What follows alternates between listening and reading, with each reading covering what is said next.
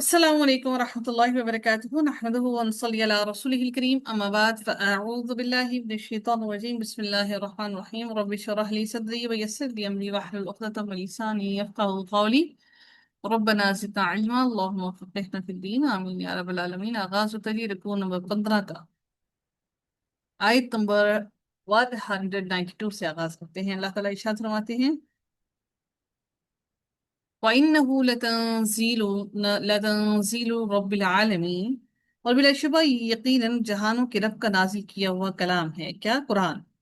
اللہ رب العزت نے 7 قوموں کی طرف جن انبیاء کو بھیجا، ان کے حالات بیان فرمانے کے بعد کیسے انبیاء نے دعوت دی اور قوموں نے ٹھکرایا تو اللہ تعالیٰ نے ان کے دشمنوں کو ہلاک کیا۔ نبی بیکم صلی اللہ علیہ وسلم اور ان پر نازل ہونے والی کتاب کا ذکر فرمایا، اور فرمایا کہ وہ اللہ تعالیٰ نے بیان فرمایا کہ وہ ہستی جس نے کتاب عظیم قرآن مجید کو نازل فرمایا ہے، سارے جہانوں کا پیدا کرنے والا، ان کو پالنے والا، ان کا مالک ہے۔ اس کتاب کو نازل کرنے والے نے اسے انسانوں کی ہدایت کے لیے نازل فرمایا اور انسانوں کی بھلائی کے لیے اس کو نازل فرمایا۔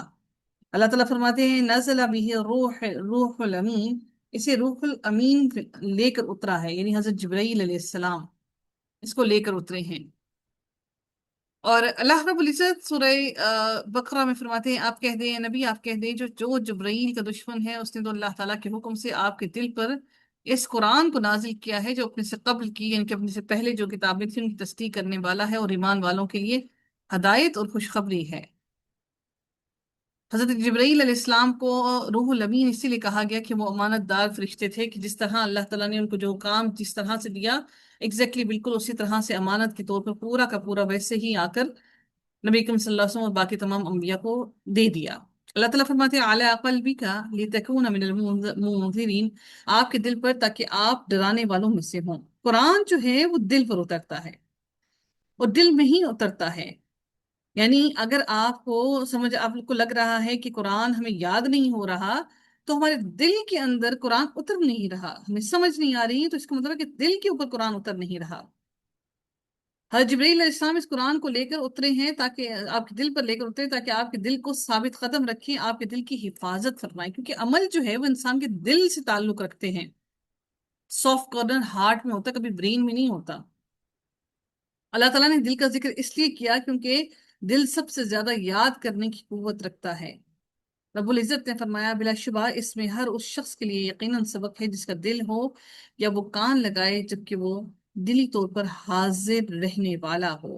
یعنی بڑی امپورٹنٹ بات ہے، آپ دلی طور پر حاضر نہیں ہوتے، آپ اگر قرآن سن رہے ہیں، کلاسز میں بیٹھے ہوئے ہیں اور دلی طور پر آپ حاضر نہیں ہیں، تو یقین کیجیے یہ صرف وقت کا ضیاع ہے اور کچھ بھی نہیں ہے۔ یہ دلیل ہے کہ قرآن مجید آپ کے حافظے میں محفوظ ہے، اور یہ حافظہ جو ہے یہ قلبی طور پر انسان کا دل جب تک اس طرف راغب نہیں ہوگا، اس وقت تک قرآن کو حاصل نہیں کیا جا سکتا۔ وحی کے دوران پیغمبر کی ظاہری حواس کام کرنا چھوڑ دیتے ہیں۔ اب دیکھیں جو قرآن یاد کر رہے ہوتے ہیں نا، تو قرآن کو یاد کرنے کے وقت میں آپ کے سارے senses, all the senses they must engage with Quran. آپ کے سارے سینسز جب تک قرآن کے ساتھ انگیج نہیں ہوں گے، قرآن نہیں اتر سکتا۔ اسی طرح سے جب پیغمبر کے اوپر جب وحی اترتی تھی، تو ان کے ظاہری، ان کے جو جسم کے تمام حواس جو تھے، ان کی تمام باقی ان کی جو سینسز تھیں، they stuck، اور صرف ان کا کام کیا کرتا تھا؟ ان کا دل کام کرتا تھا، دل کی جو حواس تھے وہ کام کرتے تھے۔ پیغمبر دل کی آنکھوں سے دیکھتا ہے، دل کے کانوں سے وحی کو سنتا ہے۔ وحی کی ہر شکل جسمانی لحاظ سے آپ صلی اللہ علیہ وسلم کے لیے بہت تکلیف دہ ہوتی تھی۔ ایک شخص حارث بن حشام نامی نے نبی کریم صلی اللہ علیہ وسلم سے سوال کیا، آپ پر وحی کیسے نازل ہوتی ہے؟ تو آپ نے فرمایا وحی نازل ہوتے وقت کبھی مجھ کو گھنٹی کی سی آواز محسوس ہوتی ہے، اور وحی کی یہ کیفیت مجھ پر بہت مشکل گزرتی ہے۔ جب یہ کیفیت ختم ہوتی ہے تو میرے دل و دماغ پر ایک فرشتے کے ذریعے نازل شدہ وحی محفوظ ہو جاتی ہے، اور کسی وقت ایسا ہوتا ہے کہ فرشتہ بشکل انسان میرے پاس آتا ہے اور مجھ سے کلام کرتا ہے، بس میں اس کا کہا ہوا یاد رکھ لیتا ہوں۔ سیدہ عائشہ رضی اللہ تعالیٰ عنہا کا بیان ہے کہ میں نے سخت سردی کے موسم میں نبی صلی اللہ علیہ وسلم کو دیکھا کہ آپ پر وحی نازل ہوئی، اور جب اس کا سلسلہ موقوف ہوا، رکا، تو آپ کی پیشانی پسینے سے شرابور تھی۔ آپ کو یاد ہوگا کہ آپ لوگوں نے شاید یہ حدیث پڑھی ہوگی کہ نبی کریم صلی اللہ علیہ وسلم ایک صحابہ، I don't remember the name of that companion, کس کے وہ نبی کریم صلی اللہ علیہ وسلم گود میں ٹانگ رکھی ہوئی تھی، یا ان کی اس طرح سے وہاں پہ لیٹے ہوئے تھے، آرام فرما رہے تھے، تو یکدم نبی کریم صلی اللہ علیہ وسلم پر وحی نازل ہونا شروع ہوئی. تو ان کو ایسے محسوس ہوا جیسے ان کا جسم جو ہے وہ ایک صرف ٹانگ جو ہے وہ ان کو اتنی بھاری محسوس ہوئی. اچھا آپ مجھے بتائیں، آپ لوگوں کا جب ہم نے بہت دیر تک ٹانگوں کو یا فولڈ کر کے رکھا ہوا ہو، اور پھر ہم لوگ جب اس ٹانگ کو اٹھاتے ہیں تو ہمیں ایسی چونٹیاں چلتی ہیں محسوس ہوتی ہیں، اور وہ ہمیں ایسا لگتا ہے جیسے ہماری ٹانگ سن ہو گئی ہے. سمجھ رہے ہیں نا کہ وی فیل that we can not move leg and but we feel pain in that. تو اس وقت ہم سے ٹانگ کیوں نہیں اٹھائی جاتی؟ مجھے بتائیں گے؟ آپ بتائیں گے کہ ہم سے وہ ٹانگ یا ہم سے وہ بازو یا ہاتھ جو ہمیں لگتا ہے جیسے وہ سن سا ہو گیا ہے، وہ ہم سے کیوں نہیں اٹھایا جاتا؟ کیا ہوتا ہے؟ میم وہ بھاری ہو جاتا ہے نا، بھاری ہو سرکولیشن جاتا ہے، بلڈ رک جاتی وہ ہے. بھاری ہو جاتا ہے. اسی ہوں. طرح سے جن لوگوں کو فالج ہوتا ہے، ان کا بھی وہ جسم کا حصہ وہ کیوں نہیں اٹھا پاتے؟ بیکوز ان کی باڈی کے اندر اب وہ طاقت نہیں رہی، وہ ہیوی ہو جاتا ہے، وہ ان سے اٹھایا نہیں جا رہا ہوتا، اور اس کے اندر سینسز ختم ہو چکے ہوتے ہیں. اب یہی معاملہ جب ان پر وہی نازل ہوتی تھی تو ان کا جسم بھاری ہو جاتا، اور ان کے تمام جسم کے حواس جو تھے وہ کام کرنے ختم ہو جاتے. سوچئے قرآن اتنی آسان ترین چیز نہیں ہے کہ اتنے آرام سے دل پر اتر جائے، اور ہم اتنے آرام سے قرآن کو جب دل چاہے اور بیٹھ کے یاد کر لیں اور یاد ہو جائے. ایسے نہیں اللہ تعالیٰ نے جنت کی اتنی بلند بلند مقامات عطا کیے اور اتنی بہترین عنایتوں اور نوازشوں سے نوازا. یقیناً یہ قرآن کا اترنا دل پر اور قرآن کا دل میں محفوظ رہنا یقیناً ہر انسان کو تکلیف دیتا ہے. ہم سمجھتے ہیں کہ ہمیں کوئی جیسے پلیٹ کے اوپر رکھ کر کوئی چیز دے دی جائے، تو ایسا ممکن نہیں ہے. It's not possible. حتیٰ کہ یہ نبیوں کے لیے بھی ممکن نہیں تھا. تو ہم تو گناہگار لوگ ہیں. تو سوچئے کہ ہماری مشقت کس قدر زیادہ ہوگی، اور اگر ہم نے یہ مشقت نہ کی تو پھر ہم کیا اس کو حاصل کر سکیں گے؟ یقیناً ہم اس کو حاصل نہیں کر سکیں گے. تو آج سے یہ تہیہ کیجئے کہ ہمیں اپنے رب کو راضی کرنے کے لیے، اپنے رب کو کلام کو سیکھنے کے لیے، اللہ نہ کرے کہ جو زندگی میں مشکلات اللہ تعالیٰ میں کسی بڑی آزمائش میں مبتلا کرے، تو ہم اس کے لیے انشاءاللہ ہر طرح سے ثابت قدم رہنے کی پوری کوشش کریں گے. تو اللہ رب العزت نے کیا فرمایا اگلی آیت کے اندر کہ اعلی قلبک لتکون من المنذرین، تاکہ وہ آپ کے دل پر اترے، اور ہم نے اس کو آپ کے دل پر اتارا تاکہ آپ لوگوں کو ڈرا سکیں. ہم بچوں کو قرآن حفظ کروا دیتے ہیں، ہم خود بھی کر لیتے ہیں، لیکن تدبر حاصل نہیں کرتے. ڈر اور خوف کب آئے گا؟ جب اس کا تدبر، اس کو سمجھیں گے تب آئے گا. بلسان عربی مبین، ہم نے اس قرآن کو عربی زبان میں نازل کیا، واضح زبان میں، صاف ستھری واضح سمجھنے کے قابل ہو. اب یہ ایک بڑی اہم ترین بات ہے کہ اللہ تعالیٰ نے واضح زبان کیوں کہا عربی زبان کو، کہ اللہ تعالیٰ نے یہ عربی زبان کو سب کے لیے ایک واضح زبان بنایا تاکہ ہر کوئی اس کو سمجھنے اور پڑھنے کے قابل ہو سکے. اب جیسے دیکھیں، جیسے تورات اور انجیل جو ہے یہ مختلف جن زبانوں میں نازل ہوئی ہیں. آپ کو معلوم ہے کہ یہ جو لوگ ہیں، جو انجیل ہے، I think it was revealed in Latin language, I think like that. اور عبرانی زبان، اس طرح کی زبانوں میں I'm not sure about that، لیکن میں اگر کوئی فٹافٹ سرچ کر کے مجھے بتا دے کہ وہ کون سی زبان میں نازل ہوئی ہیں. میرے خیال میں عبرانی زبان تھی. اور آج جہاں جہاں پر یہ کتابیں پڑھی جا رہی ہیں وہ اپنی اصل لینگویج میں نہیں پڑھی جا رہی، وہ ٹرانسلیشنز پڑھتے ہیں، کرسچنس ٹرانسلیشنز پڑھتے ہیں. ٹھیک ہے، وہ اپنی وہ زبان نہیں پڑھتے، ان کو نہیں آتی وہ سبرانی زبان. تو آج وہ لوگ جو ہیں وہ ان زبانوں کو نہیں پڑھتے، وہ اس کی ٹرانسلیشنز کو پڑھتے ہیں. اور سبحان اللہ، میرے رب نے اس کلام کو، قرآن کو اتنا پاکیزہ، اتنا خوبصورت بنایا کہ ہر انسان کی زبان پہ یہ چلتا ہے، چاہے وہ ان پڑھ ہے، جاہل ہے، اس کو کچھ نہیں آتا، پھر بھی اس کی زبان پر بسم اللہ الرحمن الرحیم چڑھتا ہے. اللہ تعالیٰ نے اسی لیے قرآن میں فرمایا بِلِسَانٍ عَرَبِيٍّ مُبِينٍ، ہم نے اس قرآن کی زبان کو واضح عربی زبان میں نازل کیا. یعنی قرآن مجید کو قریش کی زبان میں نازل کیا گیا. اگر وہ عربی کے علاوہ کسی اور زبان میں ہوتا تو وہ سمجھ نہ پاتے ہیں. اور یہ اللہ نے ہم سب کے لیے ایک معجزہ بنایا کہ ہم اہل زبان نہیں ہیں، اس کے باوجود بھی الحمدللہ ہم اس قرآن کو سمجھ سکتے ہیں. सिबरानी में कौन सी इंजील नाजिल हुई या तौरात नाजिल हुई? सुरियानी जुबान में इंजील हुई थी और इब्रानी में तौरात ना। इब्रानी ये ना, ये सिबरानी लिखा हाँ हुआ जी, है, इब्रानी। इब्रानी में तौरात नाजिल हुई थी, हम्म। सुरियानी में इंजील। जी। सुरियानी। ठीक है। तो ये चीजें आप याद रखिएगा कि इनमें ये जुबानें नाजिल, और आज जहां पर लोग इनको पढ़ रहे हैं वो उनको ट्रांसलेशन उनकी पढ़ रहे हैं, अपनी असल जुबान को नहीं पढ़ रहे। अल्लाह रब्बुल इज्जत फिर मजीद फरमाते हैं, व इन्नहु लफी लफी ज़ुबुरिल अव्वलीन, और बिलाशुबा वो यकीनन पहले लोगों की किताबों में भी मौजूद है। यानी अल्लाह ताला ने जो अहकामात नाजिल फरमाए वो तौरात और इंजील में सब कुछ मौजूद थे। अच्छा, उसमें ना अल्लाह ताला ने आप लोगों को मालूम नहीं, मैंने बताया था कि नहीं बताया था जबूर के बारे में, कि जबूर के बारे में क्यों नहीं ये बात किया गया कि तो जबूर के अंदर भी वो तमाम अहकामात मौजूद हैं।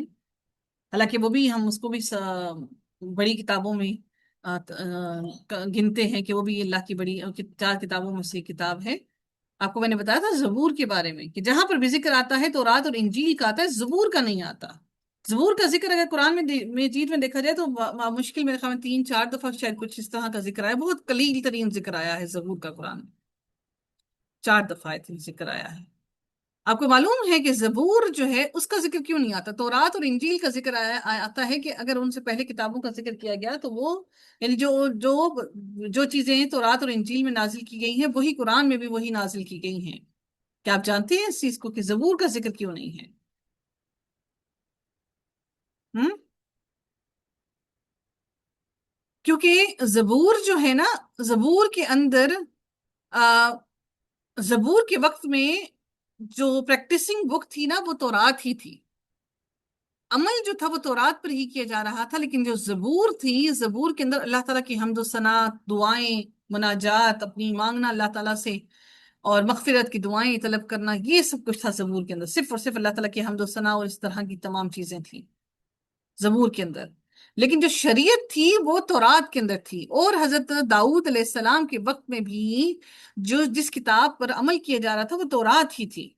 क्योंकि नॉर्मली तो ऐसा ही होता है ना कि एक अगर दूसरे नबी की शरीयत आ जाए तो फिर पहले नबी की शरीयत मुनक़ता हो जाती है। तो ये याद रखिएगा कि जो जबूर है, जबूर के अंदर शरीयत नहीं थी।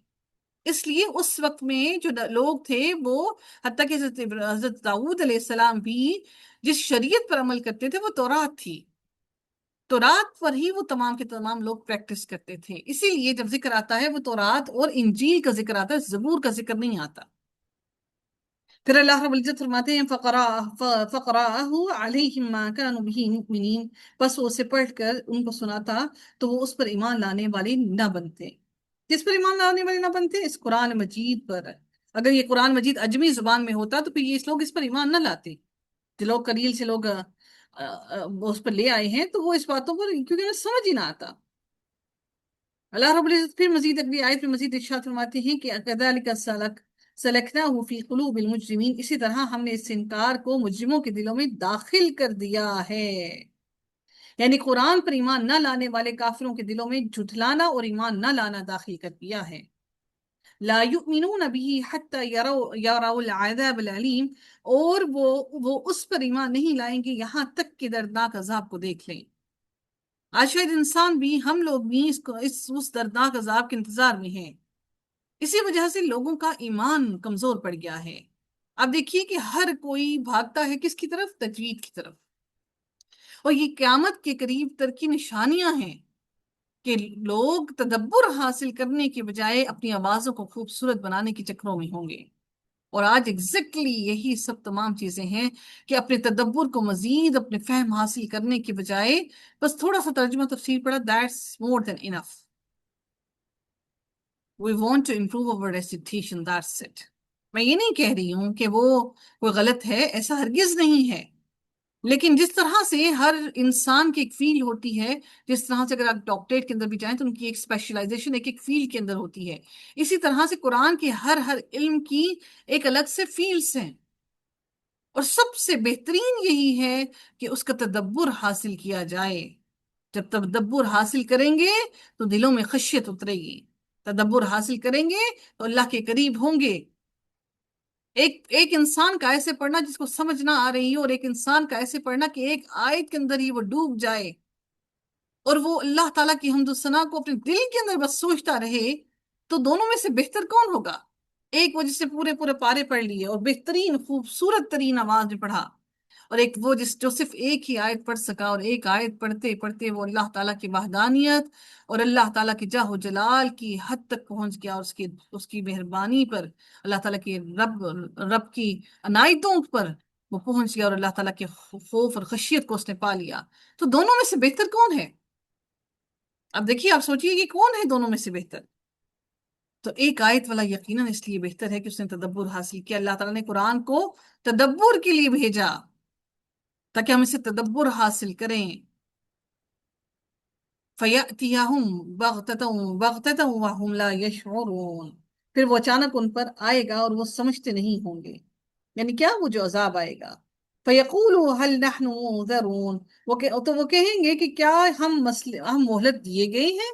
اس وقت پوچھیں گے، وہ امید کریں گے کہ کہیں گے کہ انہیں مہلت دے دی جائے گی، لیکن مہلت کا وقت گزر جانے کے بعد عذاب ان سے ہٹایا نہیں جائے گا۔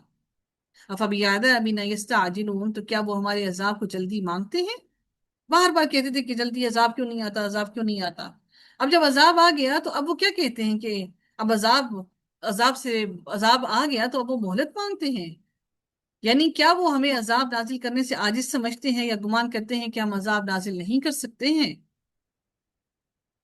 اللہ رب العزت پھر اگلی آیت میں مزید ارشاد فرماتے ہیں، افرائیت ام متعناہم سنین، تو کیا تو نے دیکھا اگر ہم انہیں کئی برسوں تک فائدہ دیں، یعنی اگر ہم انہیں چند برسوں کی مہلت دے دیں اور یہ خوب کھائیں پیئیں اور بوجھ اڑائیں۔ سیدہ عمر بن عبدالعزیز ہر روز صبح کو اپنی داڑھی پکڑتے اور اپنی نفس کو خطاب کر کے یہ آیت پڑھا کرتے تھے، افرأیت ان متعناہم سنین۔ حضرت عمر جو ہیں، حضرت عمر بن عبدالعزیز کیا کرتے تھے کہ اپنی داڑھی کو پکڑتے اور اپنی نفس کو خطاب کرتے ہوئے کہتے، کیا کہتے؟ تو کیا تو نے دیکھا اگر ہم انہیں کئی برسوں تک فائدہ دیں؟ اس کے بعد ان پر دقت طاری ہو جاتی تھی، اور یہ اشعار پڑھتے کہ اے فریب خوردہ، تیرا سارا دن غفلت میں اور رات نیند میں صرف ہوتی ہے، حالانکہ موت تیرے لیے لازمی ہے، نہ تو بیدار لوگوں میں ہوشیار و بیدار ہے، اور نہ سونے والوں میں اپنی نجات پر مطمئن ہے، تیری کوشش ایسے کاموں میں رہتی ہے جس کا انجام عنقریب ناگوار صورت میں سامنے آئے گا۔ دنیا میں چوپائے جانور ایسے ہی جیا کرتے ہیں، یعنی دنیا میں کون ایسے جیا کرتے ہیں؟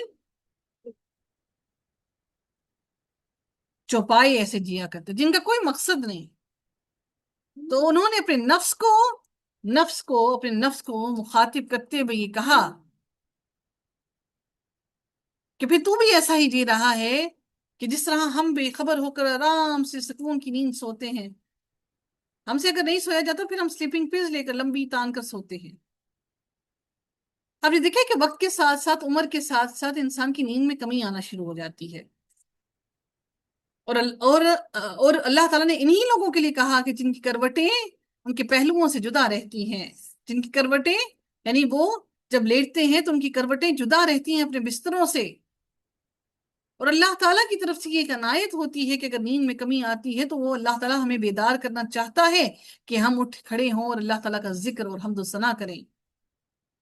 بدقسمتی سے ہوتا کیا، اب اگر ہماری آنکھیں کھل جاتی ہیں، ہم بیدار ہو جاتے ہیں، سو نہیں پاتے، تو ہم موبائل پر سکرولنگ کرنا شروع ہو جاتے ہیں، وہ پوری رات ایسے ہی گزر جاتی ہے۔ اللہ اکبر، اللہ تعالیٰ ہمیں کیسے معاف کرے گا؟ ہمیں اس وقت کا اگر حساب دینا پڑے گا، یقیناً دینا پڑے گا، تو ہم اللہ کے سامنے کیا حساب دیں گے کہ اللہ ہم نے اس وقت کو کیسے گزارا؟ آپ سوچئے، for example if you are working anywhere, آپ کہیں پر ورکنگ لیڈی ہیں، کہیں جاب کر رہی ہیں، یا اگر آپ اپنے آپ کو گھرداری، اگر ہاؤس وائفز بھی ہیں، تو آپ کی جو رسپانسبلٹیز آپ کو دی گئی ہیں، آپ ان رسپانسبلٹیز کو پورا نہ کریں، اور آپ اس کام کو، آپ کی جو جاب کرنے کا ٹائم پیریڈ، وہ جو آپ کے گھنٹے ہیں، اور پھر آپ کو جب سیلری ملتی ہے، اگر وہ ٹائم پیریڈ میں آپ وہ کام نہ کریں، تو کیا آپ کے باسز آپ سے وہ کوسچن نہیں کرتے، نہیں پوچھتے؟ کیا اگر آپ گھر کی ذمہ داریوں کو پورا نہ کریں تو کیا آپ کے گھر والے آپ کو چھوڑ دیں گے؟ ہم سے وہ سارے دن کا حساب لیتے ہیں کہ بھئی پورے دن میں تم لوگوں نے کیا کام کیا، ابھی تک تمہاری اسائنمنٹس تو ویسے ہی پڑی ہوئی ہیں۔ تو ہم اللہ تعالیٰ کو ہمیں ایک ایک لمحے کا جواب دینا ہے، کیونکہ زندگی کی ہر ہر مہلت، زندگی کا ہر ہر لمحہ میرے رب کا عنایت کرتا ہے، اور ہم اس کے قرض خواہ ہیں،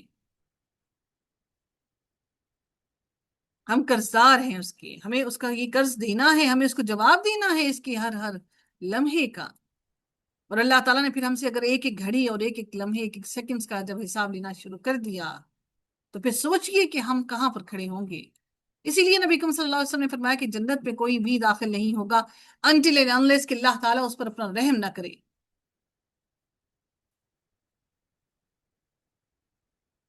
اللہ تعالیٰ ہم سب پر دنیا اور آخرت دونوں میں رحم فرمائے، اللہ ہمیں اپنی رحمتوں کے حصار میں رکھے۔ رب کائنات پھر اگلی آیت میں ارشاد فرماتے ہیں ثم جاءہم ما كانوا یوعدون، پھر بھی وہ چیز ان پر آ جائے گی جس کا انہیں وعدہ دیا جاتا تھا، ما اغنى عنہم ما كانوا یمتعون، تو ان کے کس کام آئے گا جو وہ فائدہ دیے جاتے تھے، یعنی جو انہیں فائدہ دنیا میں دیا جا رہا تھا تو انہیں کس کام آئے گا؟ دنیا، یہ جو لوگ ہیں دنیا کے اندر زندگی کے حریص ہیں، دنیا کے اندر زندگی کو، مال و متاع کو، دنیا کی زندگی کو وہ لمبا گزارنا چاہتے ہیں۔ کیوں لمبا گزارنا چاہتے ہیں؟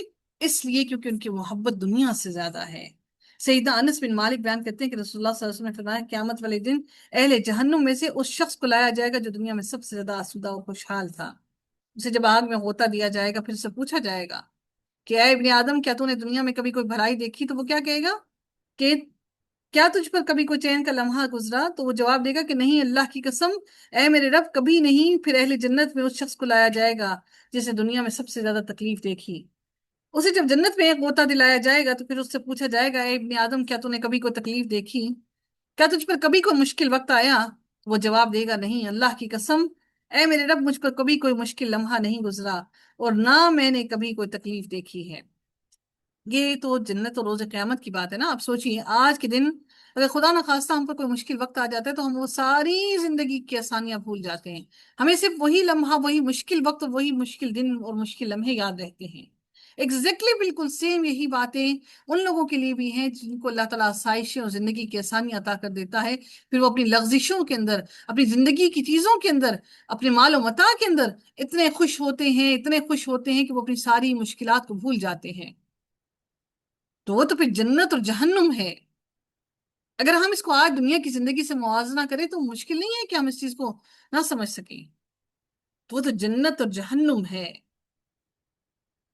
پھر میرے رب نے آگے مزید اگلی آیت میں مزید ارشاد فرمایا وما اہلکنا من قریۃ الا لها منذرون، اور ہم نے کسی بستی کو ہلاک نہیں کیا مگر اس کے لیے کئی ڈرانے والے تھے۔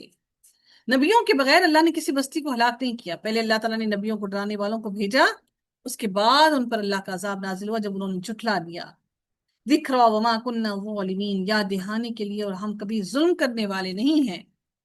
اللہ تعالیٰ نے فرمایا ہم ظلم کرنے والے نہیں ہیں، اگر میں نے لوگوں کو ہلاک کیا ہے تو ایسا نہیں کہ میں نے ان پر ظلم کیا ہے، بلکہ اس لیے کیا کیونکہ ان لوگوں نے اللہ تعالیٰ کی حمد و ثنا کو، اللہ تعالیٰ کی ڈرانے کو نہیں سمجھا، اور وہ نہیں ڈرے۔ پھر رب کائنات نے اگلی آیت میں مزید ارشاد فرمایا وما تنزلت به الشیاطین، اور اس قرآن کو شیاطین لے کر نہیں اترے۔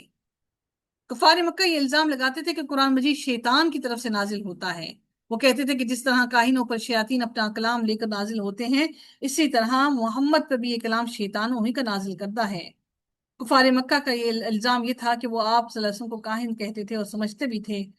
پھر جندب بن سفیان فرماتے ہیں کہ ایک دفعہ رسول اللہ صلی اللہ علیہ وسلم کا مزاج ناساز ہوا اور آپ 2-3 رات تہجد کے لیے اٹھ نہ سکے۔ ایک عورت اورا بنت حرب، ابو سفیان کی بہن، ابو لہب کی بیوی، اورا جو تھی نا، اورا بنت حرب جو ہے وہ ابو سفیان کی بہن اور ابو لہب کی بیوی تھی، آپ صلی اللہ علیہ وسلم کے پاس آئی اور کہنے لگی محمد صلی اللہ علیہ وسلم، میں سمجھتی ہوں کہ تیرے شیطان نے تجھے چھوڑ دیا ہے، 2-3 راتوں سے تیرے پاس نہیں آیا۔ اس وقت اللہ تعالیٰ نے یہ آیت نازل فرمائی، کون سی؟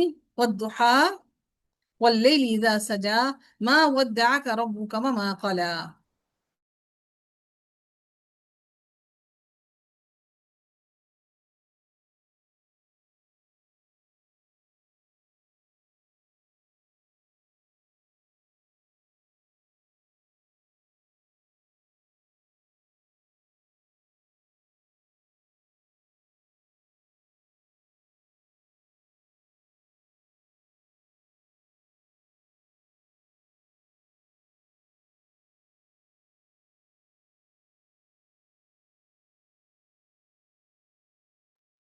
फिर अल्लाह रब्बुल इज्जत अगली आयत में मजीद इरशाद फरमाते हैं, वमा यंबगी लहुम वमा यस्ततीऊन, और ना ही ये उनके लायक है और ना ही वो इसकी इस्तिताअत रखते हैं।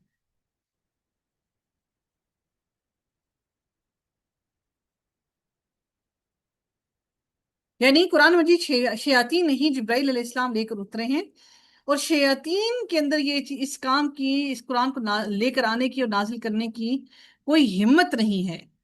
वो ऐसा नहीं कर सकते, अल्लाह ताला ने उनको ये इस्तिताअतें दी है। शयातीन इस तरह कुरान के दाएं बाएं भी फिर की भी उसके मंडला भी नहीं सकते हैं, क्योंकि शयातीन का काम शर और फसाद फैलाना है और बुराइयों को फैलाना है, जबकि कुरान मजीद नेकी करने का, बुराइयों से बचने का और अल्लाह ताला की तरफ पलटने का जरिया है।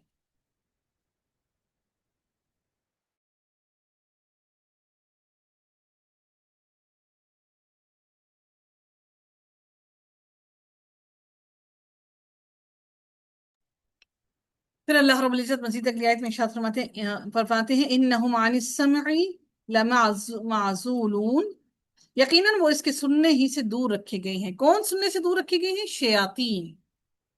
अच्छा, ये लोग जो है ना, ये बात कहते हैं कि इस बारे में बहुत सी बातें कहते हैं कि इसको नापा, एक आयत इसी तरह से एक आयत है कि जिसमें ये हुक्म दिया गया कि अल्लाह ताला ने ये फरमाया कि इस कुरान को नहीं छूते मगर सिर्फ पाक लोग ही छूते हैं। यानी इस कुरान को पाक फरिश्ते लेकर उतरते हैं। शयातीन पाक नहीं होते, नापाक होते हैं। अल्लाह रब्बुल इज्जत फिर अगली आयत में मजीद इरशाद फरमाते हैं कि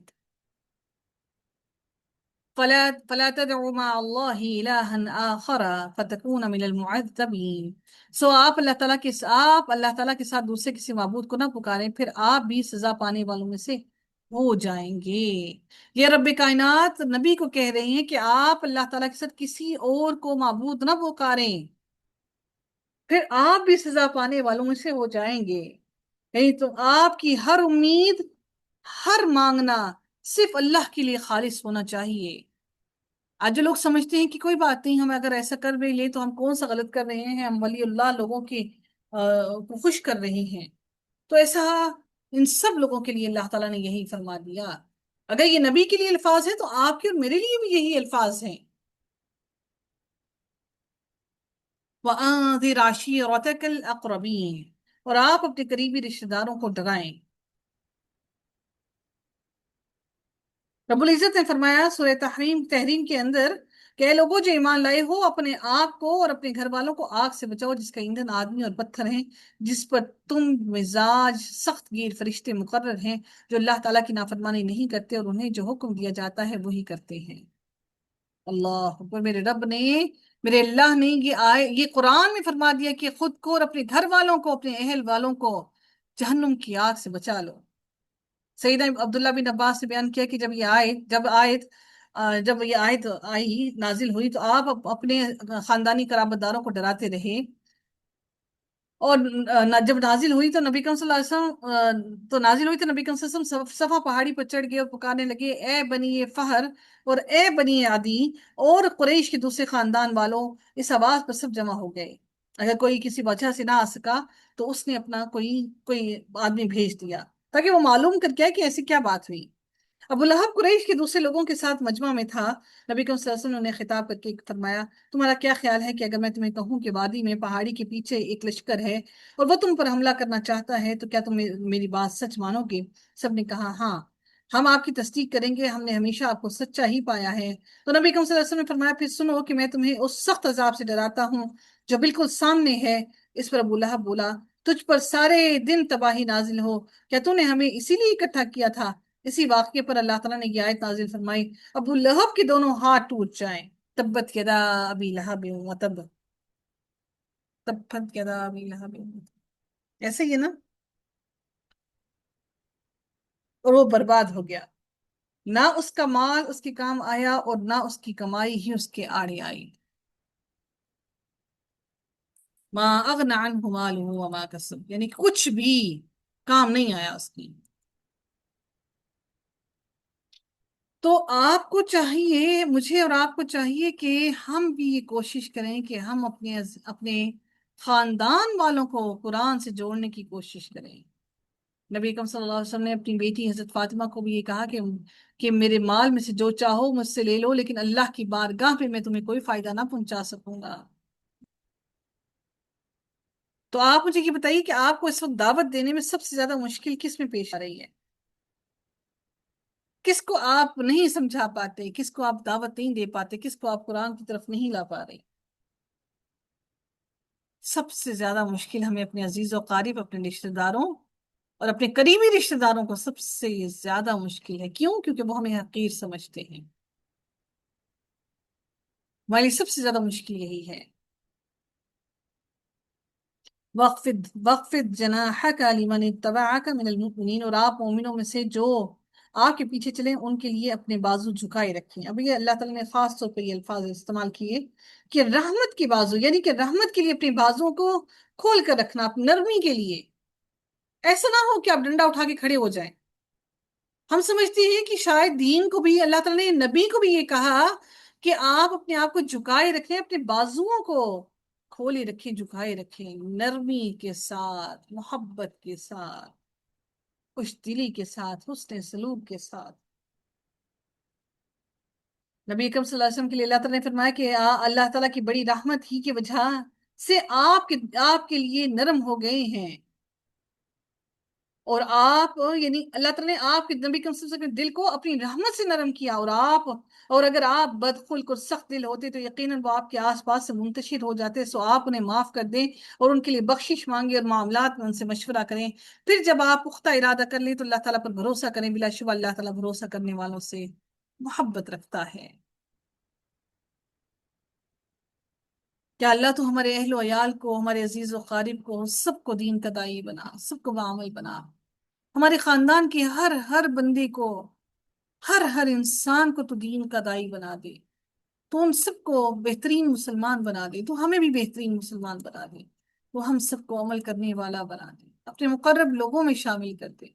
یا اللہ تو ہمارے لیے اس دعوت کو آسان کر دے، ہماری چھوٹی سی جماعت کو بہترین اپنی محبت عطا فرما، تقوی نصیب فرما، تو روز قیامت ہماری چھوٹی سی جماعت کو ان لوگوں میں شامل کر فرما جو سرخرو ہو جائیں، جو فلاح پا جائیں، جو کامیاب ہو جائیں۔ یا اللہ تو ہم سب کو ایک دوسرے کے حق میں گواہی دینے والا بنانا، کہ ہم ایک دوسرے کے حق میں گواہی دے سکیں، اس قرآن کو ہماری شفاعت کا ذریعہ بنانا۔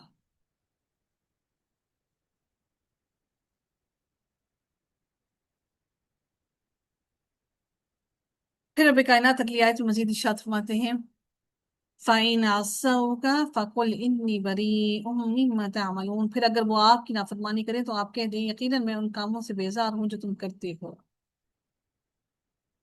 وَتَوَكَّلْ عَلَى الْعَزِيزِ الرَّحِيمِ، اور آپ سب پر غالب نہایت رحم کرنے والے پر بھروسہ رکھیں۔ کس پر؟ اللہ تعالیٰ پر بھروسہ رکھیں۔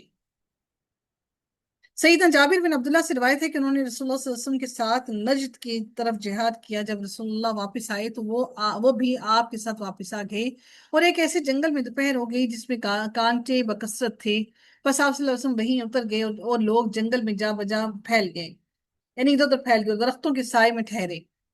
رسول اللہ صلی اللہ علیہ وسلم کیکر کے گھنے درخت کے نیچے ٹھہرے اور اپنی تلوار اس پر لٹکا دی۔ سیدنا جابر کہتے ہیں کہ ہم تھوڑی ہی دیر سوئے تھے کہ رسول اللہ نے ہمیں آواز دی، ہم آپ کے پاس آئے تو دیکھا کہ ایک دیہاتی آپ کے پاس بیٹھا ہے۔ آپ نے فرمایا اس نے میرے سونے کی حالت میں میری تلوار کھینچ لی۔ اسی دوران میں اٹھ بیٹھا تو ننگی تلوار اس کے ہاتھ میں دیکھی۔ یہ مجھ سے کہنے لگا کہ اب بتا تجھے میرے ہاتھ سے کون بچا سکتا ہے؟ میں نے جواب دیا کہ اللہ بچا سکتا ہے۔ بس یہ جواب ہے وہ بس یہ ہے وہ جواب بس یہ ہے وہ جو اب بیٹھا ہوا ہے، لیکن پھر آپ نے اسے کچھ سزا نہ دی۔ یعنی اللہ تعالیٰ نے اتنے تمام صحابہ کے ہونے کے باوجود محافظ کون ہے؟ اللہ رب العزت، اور وہ پھر اللہ تعالیٰ نے اس کے دل کو سکون عطا کر دیا، اس شخص کے دل کو، اور وہ وہیں پر نبی کریم صلی اللہ علیہ وسلم کے سامنے آرام سے بیٹھ گیا۔ پھر رب کائنات اگلی آیت میں فرماتے ہیں الذی یراک حین تقوم، جو آپ کو دیکھتا ہے جب آپ کھڑے ہوتے ہیں۔ کون دیکھتا ہے؟ اللہ تعالیٰ آپ صلی اللہ علیہ وسلم کو کھڑے بیٹھے لیٹے ہر حال میں دیکھتا ہے۔ اللہ تعالیٰ پر توکل کے لیے رسول اللہ کو اللہ تعالیٰ کی نگرانی، علم اور خبر کا شعور دلایا گیا کہ اللہ تعالیٰ تمہیں دیکھتا ہے، جب بھی تم کھڑے ہوتے ہو اللہ تمہیں دیکھتا ہے۔ پھر رب کائنات آگے مزید اگلی آیت میں ارشاد فرماتے ہیں وَتَقَلُّبَكَ فِي السَّاجِدِينَ، اور سجدہ کرنے والوں میں آپ کے پھرنے کو بھی، یعنی وہ آپ کی نماز میں قیام، رکوع اور سجدے کی حالت میں دیکھتا ہے، وہ تنہا نماز پڑھتے ہوئے بھی دیکھتا ہے، اور باجماعت نماز پڑھتے بھی دیکھتا ہے۔ جو شخص اس طرح نماز پڑھتا ہے کہ رب العزت سے دیکھتے ہیں، اسے خشوع حاصل ہوتا ہے اور وہ اپنی نماز کی تکمیل کرتا ہے۔ نبی کریم صلی اللہ علیہ وسلم نے سیدنا جبرائیل علیہ السلام کے سوال کا جواب دیتے ہوئے فرمایا، احسان یہ ہے کہ تم اللہ کی عبادت اس طرح کرو گویا تم اسے دیکھ رہے ہو، اور اگر یہ درجہ نہ حاصل ہو تو پھر یہ سمجھو کہ وہ تمہیں دیکھ رہا ہے۔ انہ هو السمیع العلیم، یقیناً وہی سب کچھ دیکھنے والا اور سننے والا ہے، سب کچھ جاننے والا اور سننے والا ہے۔ هل انبئکم علی من تنزل الشیاطین، کیا میں تمہیں بتاؤں کہ شیاطین کس پر اترتے ہیں؟ یعنی قرآن مجید کے بارے میں اہل مکہ یہ دعویٰ تھا کہ یہ شیاطین کی پڑھائی ہوئی باتیں ہیں، اس پر ان کے شعور کو بیدار کیا گیا ہے کہ یہ بتائیں آپ کو کہ شیاطین کس پر اترتے ہیں۔ کیا میں تمہیں بتاؤں کہ شیاطین کس پر اترتے ہیں؟ مشرکوں کے الزام کی تردید کی جا رہی ہے کہ محمد پر شیطان نازل ہوتا ہے، اور یہ کہ کوئی جن آ کر آپ کو قرآن سکھاتا ہے۔ تو رب العزت نے فرمایا کیا آپ لوگوں کو آگاہ کریں کہ شیاطین کس پر نازل ہوتے ہیں؟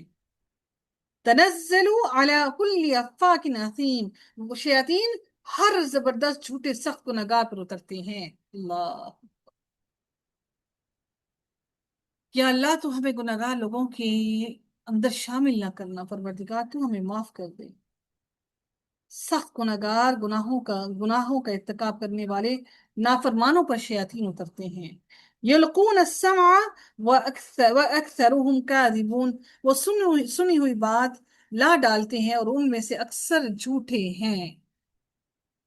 یعنی وہ آسمانی خبریں، چرائی ہوئی باتوں کو کانوں میں ڈالتے ہیں۔ یہ جو شیاطین ہوتے ہیں یہ جن کائنوں پر اترتے ہیں اور اپنی باتوں میں جھوٹے اور افعال میں برے ہوتے ہیں۔ اگر وہ ایک سچی بات کرتے ہیں تو اس کے ساتھ جھوٹ ملا دیتے ہیں۔ ہم انسانوں کا بھی بالکل سیم یہی رویہ ہے۔ سیدہ عائشہ رضی اللہ تعالیٰ عنہا نے کہا کہ کچھ لوگوں نے نبی کریم صلی اللہ علیہ وسلم سے کائنوں کے متعلق سوال کیا، تو نبی کریم صلی اللہ علیہ وسلم نے فرمایا ان کی کسی بات کا اعتبار نہیں۔ ایک صاحب نے کہا کہ یا رسول اللہ، یہ لوگ بعض ایسی باتیں بیان کرتے ہیں جو صحیح ثابت ہوتی ہیں۔ بیان کیا کہ اس پر نبی نے فرمایا یہ صحیح بات وہ ہے جسے شیطان فرشتوں سے سن کر یاد رکھ لیتا ہے اور پھر اسے مرغی کے کٹ کرنے کی طرح کاہنوں کے کانوں میں ڈال دیتا ہے، اور یہ اس میں سے 100 سے زیادہ جھوٹ ملاتے ہیں۔ یعنی ایک بات سچی ہوگی تو 100 سے زیادہ اس میں جھوٹ ملے ہوئے ہوتے ہیں۔ تو اس طرح شیاطین جو ہے وہ کاہنوں اور ساحروں کو آ کر، جادوگروں کو آ کر باتیں بتاتے ہیں، اور وہ ایک چھوٹی سی ایک بات بتاتے ہیں اور اس کے بعد باقی سارے کام کاہن اور ساحر خود اپنے پاس سے جوڑ جوڑ کر لیتے ہیں۔ نبی کریم صلی اللہ علیہ وسلم نے فرمایا جو شخص کسی نجومی کے پاس جائے اور اس سے کوئی بات پوچھے تو اس کی 40 دن کی نماز قبول نہیں ہوتی، اور جو شخص کسی کاہن یا کسی نجومی کے پاس جائے اور اس کی بات کی تصدیق کرے تو اس نے اس چیز کا انکار کیا جو محمد صلی اللہ علیہ وسلم پر نازل ہو، یعنی کس کا؟ قرآن کا انکار کر دیا۔ اللہ اکبر، یعنی قرآن کا ہی انکاری ہو گیا، کافر ہو گیا۔ وَالشُّعَرَاءُ يَتَّبِعُهُمُ الْغَاوُونَ، اور شاعروں کے پیچھے بہکے ہوئے لوگ چلتے ہیں جن کو خود ہی کوئی عقل نہیں۔ سید ابو سعید خدری رضی اللہ تعالیٰ عنہ سے روایت ہے کہ ہم ارج یعنی ایک گاؤں میں ہے، اور یہ 78 میل پر مدینہ سے دور ہے، اور رسول اللہ صلی اللہ علیہ وسلم کے ساتھ جا رہے تھے۔ اتنے میں ایک شاعر سامنے آیا جو شعر پڑھ رہا تھا۔ آپ نے فرمایا اس شیطان کو پکڑو، اگر تم میں سے کسی کا پیٹ پیپ سے بھرے تو بہتر ہے کہ شیر سے بھرے۔ اللہ، اب دیکھتے ہیں اتنے بڑے بڑے شاعر ہیں، گانے لکھتے ہیں، غزلیں لکھتے ہیں، کہتے ہیں دیکھو کتنا اچھا ردم ہے، کتنی اچھی وہ ہے، لفظ کتنے بہترین ملائے۔ تو نبی اکرم صلی اللہ علیہ وسلم نے کیا فرمایا کہ شیطان کو پکڑو، اگر تم میں سے کسی کا پیٹ پیپ سے بھرے تو بہتر ہے کہ شیر سے بھرے۔ यानी पीप से पेट को भरना और शेर से भरना एक ही बात। शायर दिल पसंद बातें करते हैं, गलू की बातें करते हैं, मुबालगा आराइयां करते हैं। आप देखिए, आप जब कोई शेर पढ़ते हैं तो वाह वाह वाह क्या बेहतरीन कहा किसी ने, क्या दिल की बात कह दी किसी ने। तो हम बहुत सी शायरी मायूसी की तरफ ले जाती है, एक ख्याली जिंदगी में ले जाती है जिसका हकीकत से कोई ताल्लुक नहीं है, इसलिए इसको मना फरमाया गया है। अलम तरा अन्नहुम फी कुल्ली वादी यहीमून, क्या आप नहीं देखते कि यकीनन वो हर वादी में सर मारते फिरते हैं। कौन शायर? हर वादी में सर मारते फिरते हैं। किस तरह? कभी लोगों से पजीराई ले रहे होते हैं, उनसे दाद वसूल कर रहे होते हैं, कभी मजाक उड़ा रहे होते हैं, कभी मजाहिया शेर पढ़ रहे होते हैं, कभी तकब्बुर वाले शेर पढ़ रहे होते हैं। वाह वाह वाह, फिर वो क्या कहते हैं, इरशाद इरशाद, फिर से लोग फिर पढ़ते हैं, फिर पढ़ते हैं। तो ये उन तमाम के तमाम शायरों की बात को अल्लाह ने यहाँ पर खोल कर बयान कर दिया। वअन्नहुम यक़ूलून मा ला यफ़अलून, और यकीनन वो कहते हैं जो वो करते नहीं हैं। ये शोरा का वस्फ है। गजलों को देखा आपने? इश्क जो के अंदर जो इश्क के कलमात जो गजलें पढ़ रही होते हैं, इश्क के अल्फाज जो पढ़ रहे होते हैं।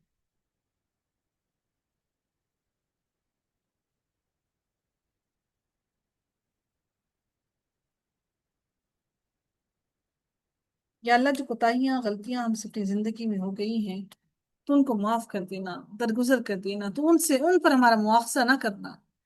हम बड़े कमजोर हैं, बड़े गुनाहगार हैं, तू हम पर रहम फरमाना। इल्लल्लज़ीना आमनू व अमिलुस्सॉलिहाति वज़करुल्लाह कसीरन वंतसरू मिन बअदि मा ज़ुलिमू, सिवाय उनके जो ईमान लाए और जिन्होंने अच्छे काम किए और अल्लाह ताला को कसरत से याद किया और उन्होंने बदला लिया इसके बाद कि उन पर जुल्म किया गया। जिन्होंने जुल्म किया वो जल्द ही जान लेंगे कि वो किस लौटने की जगह पर लौट कर जाने वाले हैं। अब ये कौन से शायर मुस्तस्ना है इस बात से?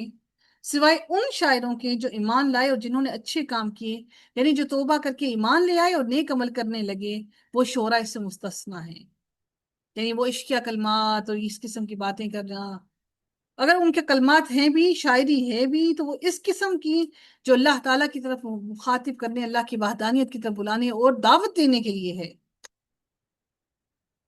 वो लोग सिर्फ शायरी में ही नहीं पड़े रहते, क्योंकि शायर दीवाने हुए होते हैं, पागल लोगों की तरह घूम फिर रहे होते हैं। वो कसरत से अल्लाह को याद करते हैं और उन्होंने बदला लिया, यानी जो जुल्म किए जाने के बाद बदला लेते हैं, उनकी शायरी उनके नेक अमाल में शुमार होती है, क्योंकि वो दीन की दफा में होगी, यानी वो हौसला अफजाई करने के लिए। तो अल्लाह ताला ने फरमाया कि बुरे शायरों के लिए फरमाया कि ओ जिन्होंने जुल्म किया, ये बुरे शायरों की बात की जा रही है, यानी जालिम जान लेंगे कि वो किस तरह किस लौटने की जगह लौट कर जाएंगे। यहाँ पर जालिम से मुराद बुरे शायर हैं। जिस दिन जालिमों को उनकी माजत फायदा ना देगी और उनके लिए लानत है और उनके लिए बदतरीन घर होगा। मुझे उम्मीद है कि इस सूरत को पढ़ने के बाद यकीनन आप लोगों के दिलों के अंदर जो शायरी के लिए एक सॉफ्ट कॉर्नर और एक मोहब्बत और एक उनसियत है, इंशाल्लाह उम्मीद है अल्लाह ताला से कि वो जरूर कम होंगी। हम ना सिर्फ शायरी खुद पढ़ते हैं बल्कि अपने स्टेटस पर भी लगाते हैं और दूसरों को भी महसूस करते हैं, और हम उस शायरी को आगे भी फैला रहे हैं। हम अपने लिए वो गुनाह जारिया बना रहे हैं। कि अल्लाह तो हम सब से दरगुजर करना और हम सब पर रहम फरमाना। हमसे जो गलतियां कोताहियां हो गई हैं, लाइल्मी से या फिर कम अक्ली से, या अल्लाह तो उन सबको माफ कर देना। तो रोज क्यामत हमें रुस्वा न करना, तो हम सबको फलाह पाने वाले लोगों में शामिल कर दे, तो हमें मुफलिहून में शामिल कर दे। हमारे वालिदैन की मग़फ़िरत फरमा दे, तमाम उम्मत मुस्लिमा की मग़फ़िरत फरमा दे, तमाम मोमिनीन और मोमिनात की मग़फ़िरत फरमा दे। कि अल्लाह तू हम सब से राजी हो। वाखिर दावाना अल्हम्दुलिल्लाहि रब्बिल आलमीन, सल्लल्लाहु तआला अला खैरिही खल्क़िही अजमाइन, बिरहमतिका या अरहमर राहिमीन, सुब्हानक अल्लाहुम्मा व बिहम्दिका नशहदु अल्ला इलाहा इल्ला अंता نستغفرك ونتوب إليك. السلام عليكم ورحمة الله وبركاته.